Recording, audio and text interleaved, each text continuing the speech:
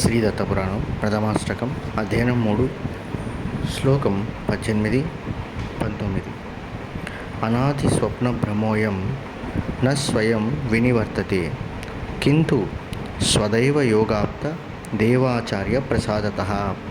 ఈ లోక భ్రాంతికి మొదలెప్పుడో తెలియరాదు, అది తనంద తాను తొలగిపోదు కూడా.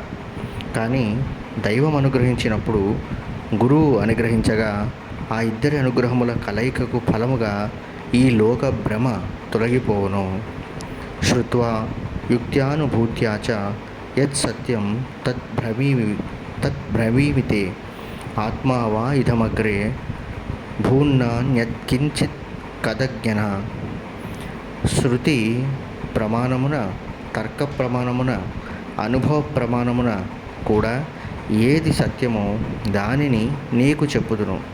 ఈ కనబడుచున్నటువంటి ప్రపంచ సృష్టికి పూర్వము ఆత్మ మాత్రమే ఉన్నది.